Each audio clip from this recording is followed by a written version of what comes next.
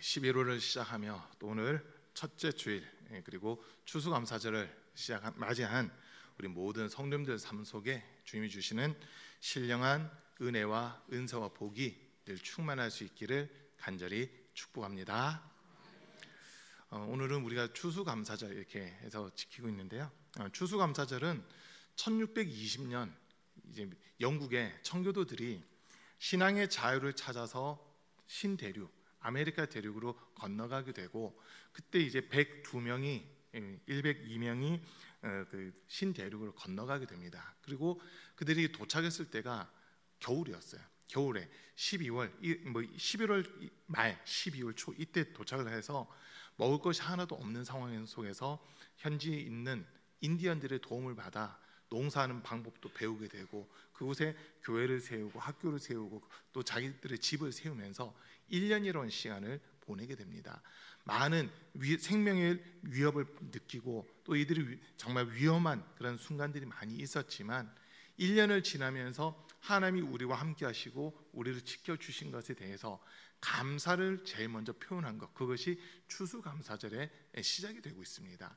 우리나라는 1885년 4월 달에 미국의 아펜젤러 선교사님과 언더우드 선교사님이 우리나라에 복음을 전파하기 시작했는데, 미국에서 1621년부터 지켰던 그 추수감사절을 우리나라에 그대로 알려주다 보니까 우리나라에서는 미국과 한 주 정도 차이 나게끔, 미국은 지금 현재 11월 넷째 주 목요일을 추수감사절로 해서 한 열흘 정도 명절로 이렇게 지키고 있는데, 우리나라는 일반적으로 11월 셋째 주일쯤을 추수감사절로 지키고 있습니다.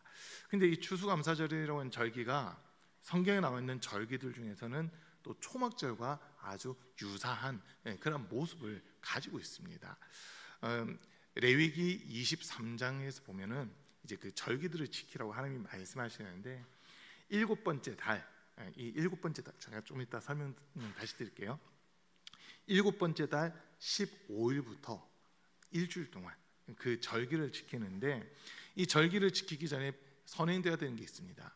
모든 곡식들, 모든 열매들을 다 거둬들이고 그것을 창고에 다 곡간에다 넣은 후에 초막을 만들고 광야로 이스라엘 백성들이 나가야 된다는 거예요. 그 이유는 하나님께서 이스라엘 백성들을 지키시고 보호하신 것을 기억하면서 하늘의 별들을 보면서 하나님께 감사하는 그런 절기로 하나님께서 정해 주셨습니다. 제가 지금 그림들 한 3개 정도 잠깐 보여드릴 텐데요. 한번 좀 띄워주시겠어요? 자, 지금 이게 구약에 나와 있는 달력인데요. 지금 여러분들이 보실 때 제일 왼쪽에 1월부터 12월이 이렇게 쭉 기록되어 있잖아요. 이거는 이 당시 구약 성경들이 쓰여졌던 당시에 사용했던 달들입니다. 지금 우리가 쓰고 있는 달력과는 좀 차이가 있는데, 민간력이라고 이렇게 되어 있는데 그게 지금 고대 근동에서 사용했던 1월부터 12월이에요. 그리고 지금 전래력이라고 되어 있는 것이 유대인들이 지키는 달력입니다. 6월절이 있는 그 달을 하나님께서 첫째 달로 삼으라고 말씀하시는데, 이 달력의 표기들을 해서 보면 지금 오른쪽에서 두 번째 그림을 보시면 양력으로 이렇게 표시되어 있는데, 지금 우리가 가지고 있는 달력을 기준으로 한 달들이 되는 거예요. 그러니까 원래 1월이라고 했던 그 달이 지금 우리가 가지고 있는 달력으로 해서 보면 9월 내지 10월쯤 이렇게 되고 있습니다. 9월 내지 10월이 되고, 일곱 번째 달이 유대력에서는 첫 번째 달이 되고, 그것이 우리 달력에서는 대략 3월 내지 4월쯤 이렇게 되고 있습니다. 그래서 요게 맞춰서 본다면은 지금 제일 오른쪽에 표시되어 있는 것들 보세요. 9월에서 10월, 지금 우리가 가지고 있는 달력으로는 9월에서 10월경이 초막절이라는 절기를 지키는 거고, 그 다음에 2월에서 3월 지금 불임절이라고 하는 그 절기, 이거는 에스더 시대 때 만들어진 그 절기고요. 그 다음에 3월, 4월 파스카라고 하는 절기가 오늘날 우리가 말하는 그 유월절이라고 하는 절기입니다. 유월절, 그리고 예수 그리스도의 죽음과 부활이 이 무렵이다라고 보시면 돼요. 그 다음에 5월에서 6월 사이가 오순절이라고 해서 성령 강림절이 이어지는 그런 절기입니다. 그 다음 그림도 또 좀 보여주세요. 이건 여러분 보이시지 않죠? 그냥 그 다음 거, 이걸 볼게요. 지금 여기서 보면은 역시 똑같이 표시를 해놓은 건데 좀 더 알아보기 쉽게 이렇게 표시를 해놓은 겁니다. 지금 제일 여러분 보실 때 제일 왼쪽 제일 첫 번째가 14일, 15일에서 21일, 뭐 16일 이렇게 돼 있는데 저게 이제 그 7개 절기들을 하나하나 좀 세부적으로 기록을 해놓은 그런 모습이거든요. 이것보다 그 다음 그림을 보여주세요. 이렇게 보시면은 지금 1년의 절기들, 유대인들이 지키던 1년의 절기들을 좀 표시를 해두었습니다. 지금 우리가 가지고 있는 달력으로 3월에서 4월 사이에 지키는 절기가 3대 절기라고 이렇게 해서 본다면 6월절이라는 절기로 제일 처음 시작이 되는데 세 개 절기가 한꺼번에 묶여져 있습니다. 6월절, 그 다음에 무교절, 초실절이라는 세 개의 절기가 한꺼번에 묶여져 있고요. 한 가운데, 그러니까 이제 7월쯤 되는데 저때가 오순절, 맥주감사절이라고 하는 그 절기입니다. 지금 우리 달력으로는 한 5월쯤 됩니다. 5월쯤 이렇게 되고요. 그 다음에 오른쪽에 그림 3개는 마지막 달에 지키는 절기라고 되어 있어요. 그게 이제 우리 성경에서는 7번째 달로 표기가 되어 있고 7번째 달로 표기가 되어 있고 좀 전에 우리가 봤던 달력에서는 9월에서 10월에 지키는 절기들이 3가지가 있다라는 겁니다. 그 중 하나가 나팔절, 두 번째가 대속죄일, 그리고 세 번째가 초막절이라고 하는 이런 절기들을 지키는데 이 절기들이 전부 다 예수 그리스도와 직접적으로 연결이 되어 있는 그런 절기들이거든요. 그걸 지금 좀 설명을 드리는데 지금 여러분이 보시는 그림에서 왼쪽에 첫 번째 그림은 잘 안 보이시죠? 이게 잘 안 보이시는 텐데 지금 밑에 그림들을 보시면 십자가 3개 혹시 보이세요? 빨간색에다가 십자가 3개 있는 거, 예수님이 죽으신 날을 가리키는 겁니다. 그리고 무교절이라고 하는 그 절기에는 예수님이 무덤에 묻혀 있었던 거고요. 그리고 그 다음 세 번째 그림이 예수님이 부활한 장면을 지금 나타내고 있는 거거든요. 그래서 6월절, 무교절, 초실절로 이어지는 이 절기가 예수님의 죽음, 무덤 속 부활이라는 것으로 연결이 되고 있습니다. 자, 그 다음에 77절 또는 맥주절이라는 절기는 오순절, 성령 강림절로 같이 연결이 되어 있습니다. 그리고 이제 오른쪽에 있는 3개의 절기를 좀 본다면 나팔절이라고 하는 절기는 우리가 성경을 읽다 보면 요한계시록에 7 나팔이 울려 퍼지는 그 장면들이 나와 있습니다. 그 7 나팔을 왜 부냐라고 했을 때는 구원받는 사람들을 이제 불러 모으기 위해서 하나님이 나팔을 분다라고 한 거거든요. 어떻게 보면 믿는 성도들에게 예수님의 재림이 가까이 오고 있으니까 깨어 기도하며 예수님 맞이할 준비를 하라고 하는 것을 우리에게 가르쳐주는 그런 절기가 나팔절이다라고 한 절기입니다. 그 다음에 오른쪽 3개 그림 중에서 가운데 게 대속죄일인데 일반적으로 대속죄일이라고 하면은 대제사장이 1년에 한 번 지성소에 들어가는 그 날입니다. 지성소 들어가는 날인데 온 백성들의 죄를 다 용서받는 그런 절기가 되거든요.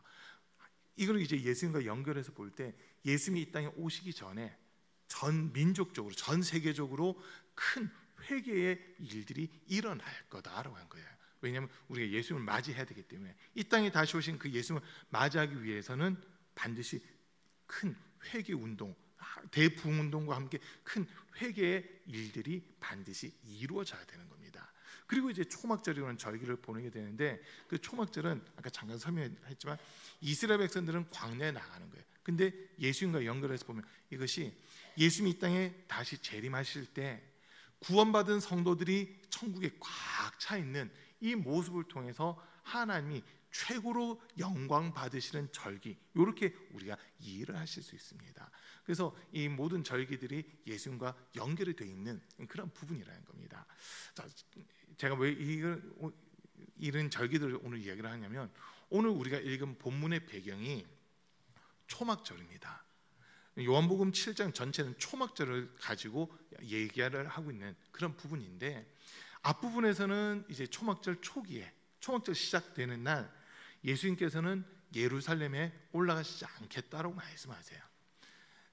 이번 초막절은 난 올라가지 않는다고 말씀하시거든요. 근데 명절 중간쯤 돼서 예수님이 성전에 올라가서 회당에서 또 성전에서 하나님의 말씀을 가르치기 시작합니다. 그리고 오늘 이제 읽은 말씀 37절 말씀에서 보면 명절의 가장 중요한 날인 마지막 날에 예수께서 일어서서 큰 소리로 말씀하셨다. 목마른 사람은 다 나에게로 와서 마셔라 라고 하는 이 말씀이 연결되고 있습니다. 자, 명절의 가장 큰 날, 이제 초막절을 보내면서 이 마지막 날에 예수님께서 외치시는 말씀이 누구든지 목마른 사람은 내게로 와서 마셔라 라고 하는 이 말씀하고 계세요. 근데 지금 39절 말씀에서 보면 이것은 예수를 믿는 사람이 받게 될 성령을 가리켜서 하신 말씀이다 라고 하는 이 이야기를 예수님이 하고 있습니다. 그러니까 지금 목마른 사람들이 예수님에게 왔을 때 예수님이 그들에게 생수를 주시는데 그 생수가 배에서부터 흘러 넘쳐서 강물처럼 흘러 넘칠 것이다 라고 하는 이 이야기를 예수님이 하고 계세요. 자, 초막절인데 지금 절기상은 초막절인데 예수님께서는 성령을 받아야 된다고 하는 말씀을 누구든지 목마르거든 내게로 와서 마셔라. 그러면 그 배에서 생수가 강물처럼 흘러 넘칠 것이다 라고 하는 이 이야기를 하고 계십니다. 그래서 오늘은 이 부분을 보면서 잠깐 동안 말씀을 듣는데 여러분 이 마지막 시대, 지금 우리가 살고 있는 시대를 흔히 말세 중에 말세 지말이라고 하는 그런 이야기들을 하고 있습니다. 여러분 그 인정되세요? 지금 우리가 살고 있는 시대가 정말 마지막을 향해 가고 있다고 하는 것을 우리가 인정을 안 할래 안 할 수가 없습니다. 지금 오늘이라는 시간은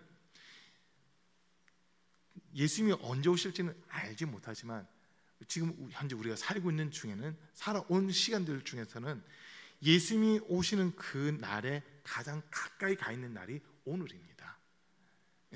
그래서 오늘 밤에 예수님 오신다 하더라도 전혀 이상하지 않는 그런 시대를 저와 여러분들이 지금 살아가고 있거든요.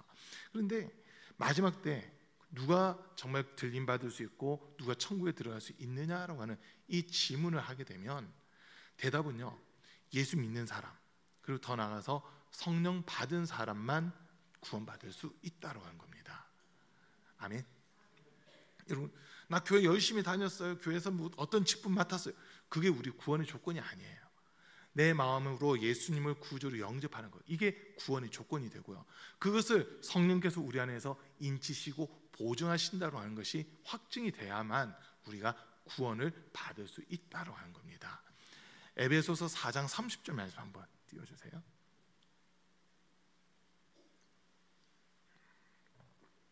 에베소서 4장 30절입니다.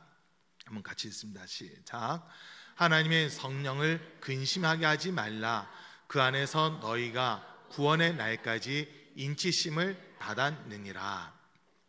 지금 말씀 한 절이지만 이 한 절만 놓고 보더라도 성령과 구원은 무조건 같이 간다로 하는 거, 요거를 우리가 알 수 있는 부분이거든요.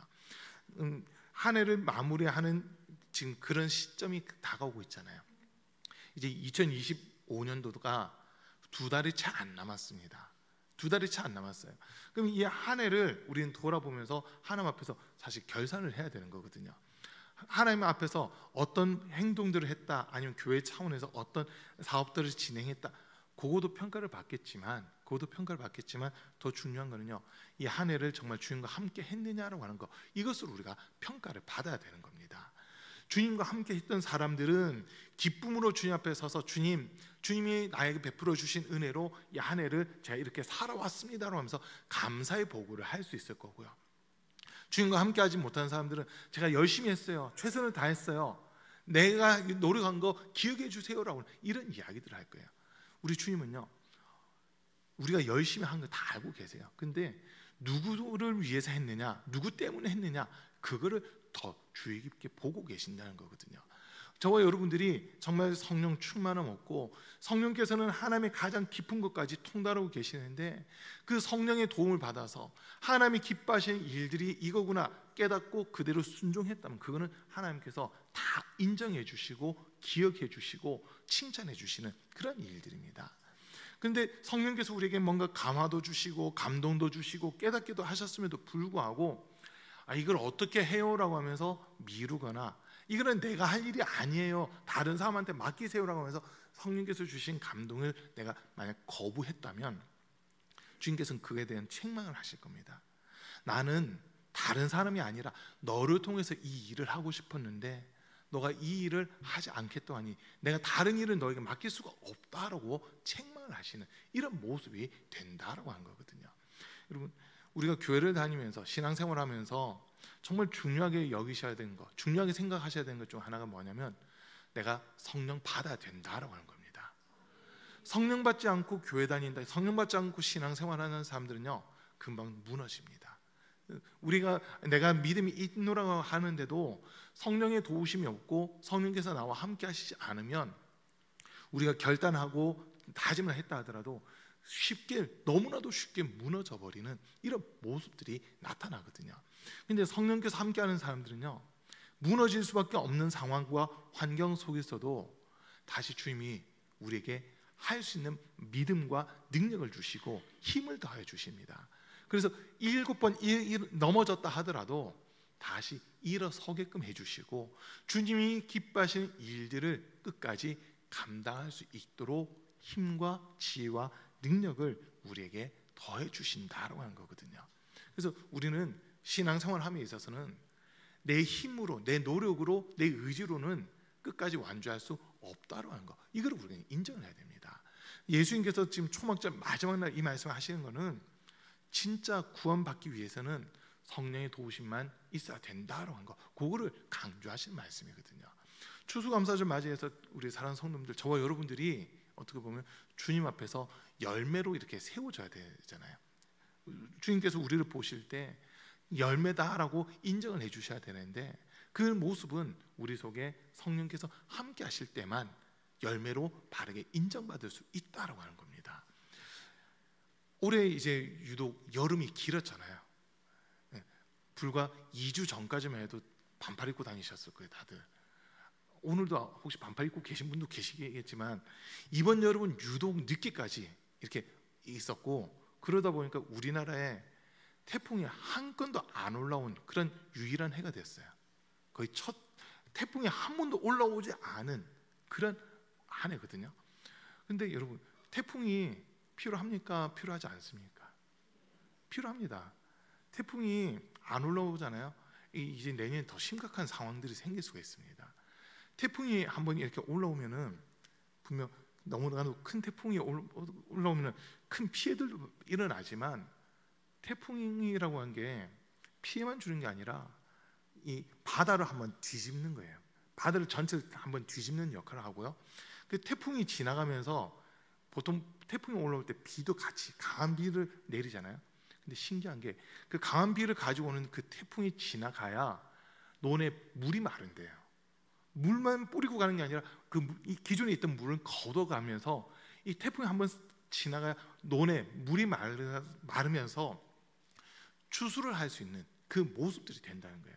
그런데 올해는 태풍이 한 번도 안 올라오다 보니까 이번 추수감사절 준비하는데요, 과일값이 엄청 비싸더라고요.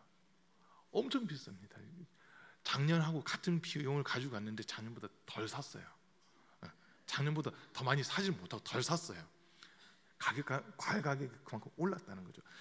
자, 우리의 삶 속에 어려운 것이 있는 것 같지만 사실 그 어려움을 통해서 우리는 우리의 믿음이 더욱더 성장할 수 있는 그런 기회가 되거든요.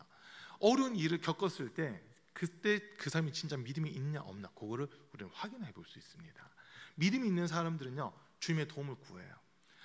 내 힘으로 감당할 수가 없기 때문에 주님의 도움을 구하면서 주님의 은혜를 구하고, 주님 감당할 수 있는 힘과 지혜와 능력을 덧입혀 달라고 하면서 주님께 기도합니다. 이 사람들이 성령 충만한 사람들이에요. 내 지혜와 내 지식을 의지하는 것이 아니라 전지하시고 전능하신 하나님의 능력을 의지하려고 하는 사람들, 그 사람들이 진짜 믿음이 있는 사람들이고 그 사람들이야말로 진짜 성령 충만한 사람들이다라고 하는 거거든요. 자녀들을 이렇게 키우다 보면요, 자녀들이 자기들 스스로 뭔가 하려고 하는 때가 있어요. 그러면 한번 이렇게 놔둬보거든요. 놔둬봐요. 막 이렇게 해도 잘 안 되고 저렇게 해도 잘 안 되다 보면 아이들이 그 다음에 어떤 방법을 선택하냐면요, 부모에게 와서 도와달라고 합니다. 그때 부모가 이렇게 조금만 도와주면 그 아이들은 그거를 터득하면서 그 다음 단계로 쫙 넘어갈 수 있는 그 힘이 생기거든요. 그런데 이제 부모 입장에서 보는 거예요. 어떤 자녀가 진짜 더 마음에 드냐면 사소한 거지만 작은 거라도 부모에게 물어보고 도움을 구하는 자녀, 그 자녀에게 부모가 더 관심을 갖게 되더라고요. 물어봤으니까 이제 그거에 대해서 대답도 해주지만 그 자녀가 이것을 어떻게 처리해 나갈 건가 끝까지 이제 지켜보게 되거든요. 믿음을 가지고 이제 지켜보게 되는 그 부분들이 있더라고요. 그런 반면 끝까지 자기 혼자 하겠다고 하는 자녀들은요, 부모가 한쪽으로는 믿긴 믿지만은 한쪽으로는 속상해요. 부모한테 얘기하면 좀 더 쉬운 방법도 있고 많은 방법들이 터득한 게 있기 때문에 그걸 가르쳐 줄 수 있는데, 끝까지 부모를 안 믿고 자기 혼자 하려고 하잖아요. 부모 입장에서는 좀 속상한 게 있더라고요. 그런 부분을 보면서 이걸 이제 우리 신앙생활에 한번 적용시켜 보는 거예요. 하나님이 우리를 보실 때 똑같다는 거죠. 내 힘으로 하기에 좀 버거운 문제들이 생길 때 주님께 도움을 구하고 주님의 은혜를 구하고 주님의 지혜를 구하는 그 자녀들은 주님 한 번 더 눈여겨보시는 거예요. 그 순간만 보시는 게 아니라 이 문제를 어떻게 해결해 나가나까지 이렇게 지켜보시거든요. 그런데 문제가 있음에도 불구하고 주님의 도움을 구하지 않고 끝까지 자기가 하려고 하잖아요. 하나님이 보긴 보시지만 그냥 내버려 두세요. 이런 경우 그냥 내버려 두시더라고요. 이게 성령 받은 사람과 그렇지 못한 사람의 차이라는 거거든요. 성령 받은 사람은 우리 힘으로 하는 것보다 하나님이 더 기뻐하는 뜻이 무엇일까, 그것을 찾아가는 사람들입니다. 그러니까 하나님이 그들에게 응답을 해주실 뿐만 아니라 계속 보시는 거예요. 그러면서 여차하면 또 도와주시려고 애쓰시는 그 모습들이 나타나요. 그런 반면 주님께 묻지도 않아요. 주님이 답을 주려고 해도 잠깐만요, 이건 제가 해볼게요 하면서 주님을 계속, 주님의 도우심을 거부하는 사람들, 이 사람들에게는요, 주님이 그냥 손을 떼버리세요. 너 힘들 때 내가 도와주려고 했는데 너가 그걸 거부하더라. 내가 또 도와주려고 하니까 또 거부하더라. 그래서 너는 내 도움 없이도 살 수 있는 존재구나라고 해서 내가 손을 뗐다, 이렇게 말씀하실 수가 있다는 거거든요. 저와 여러분들은요, 주님의 도움 없이는 한순간도 살 수 없는 사람들입니다. 특히 구원을 이루어감에 있어서는 성령께서 우리 안에서 절대적인 역할을 해주셔야지만 우리가 구원받고 영생에 들어갈 수 있다고 한 거거든요. 오늘 우리가 이 추수감사절 맞이하면서 다른 것보다도 이제 주님이 우리를 기다리고 계시는데 주님이 찾으신 열매들을 우리가 가지고 주님 앞에 나가야 되는데, 내 방법식대로 내 생각대로만 살아서 주님 앞에 인정받지 못하는 자가 될 거냐, 아니면 정말 예수님 말씀하신 대로 성령을 받고 성령의 인도하심을 따르면서 주님이 앞에 설 때 너는 나를 인정했고 내 말을 들었고 그 말대로 순종했다, 내가 너를 기쁘게 여긴다라고 칭찬받는 성도가 될 거냐, 이걸 우리가 결정해야 되는 부분이에요. 이왕이면 우리 사랑하는 성도님들, 한 번 죽는 건 사명이 정해져 있잖아요. 한 번 죽는 건 사명이 정해져 있어요. 언제 죽을지는 아무도 모르지만 죽음 이후에 심판이 있거든요. 이 땅에서 내가 주님의 성령을 의지하고 살았다, 그 사람들은 심판대 앞에 서는 날 천국과 영생을 주님이 보장해 주십니다. 그런 반면 내 뜻대로 내 생각대로 내 소견에 옳은 대로만 살았던 사람들은 주님과 상관없이 살았기에 주님 앞에 서는 날, 성령을 의지하지 않고 살아가는 사람들은 주님 앞에 서는 날 나 너 모른다라고 주님이 우리를 막아서 버리시는 이런 일들이 일어난다는 거거든요. 그래서 우리 사랑하는 성도님들, 오늘 말씀 잘 생각하시면서요, 이 땅에 살아가는 모든 사람들은 사실 영적으로 목말라하고 갈급해하는 사람들이에요. 저와 여러분들 모두에게 하나님의 도우심이 필요하고 성령의 은혜가 필요합니다. 우리가 이걸 먼저 인정해야 돼요. 나 성령 없이도 살 수 있어요 하는 사람들은 주님께 구하지 않지만 마지막 때 살아가는 우리에게는 정말 주님의 도우심이 필요하고 성령의 능력과 권능이 필요합니다라고 하는 것을 우리가 인정할 때 주님께서 우리를 도우시고 또 살리시고 새롭게 하시는 그런 은혜가 있다라고 하는 것을 꼭 기억할 수 있는 우리 성도님들이 다 되시기를 간절히 축복합니다.